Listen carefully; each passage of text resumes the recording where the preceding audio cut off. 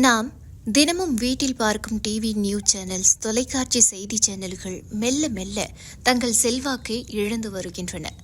சுருங்கி வரும் டிவி செய்தி சேனல்களின் உலகம்.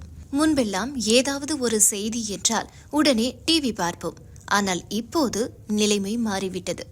தடை. மார்ச் 6, 2026 அன்று இந்திய அரசு LNB மினிஸ்ட்ரி செய்தி சேனல்களுக்கான ரேட்டிங்ஸ் மதிப்பீடுகளை வெளியிட 4 வாரங்கள் தடை விதித்தது.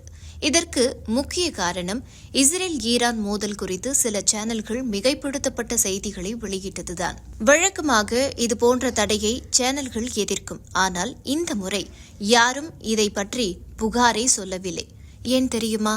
டிவியில் இருந்து டிஜிட்டலுக்கு மாற்றம். 2019 210 மில்லியன் வீடுகளில் டிவி இருந்தது. இப்போது யூடியூப், நெட்ஃபிளிக்ஸ் போன்ற ஸ்ட்ரீமிங் ஆப் வந்த பிறகு அது 157 மில்லியன் வீடுகளாக குறைந்துவிட்டது. செய்தி சேனல்களின் விளம்பர வருவாய் ரூபாய் 4000 கோடியிலிருந்து ரூபாய் 3000 கோடியாக குறைந்து உள்ளது.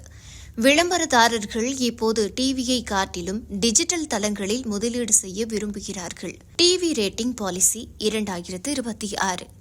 மார்ச் 27, 2026 அன்று அரசு ஒரு புதிய கொள்கையை கொண்டு வந்துள்ளது.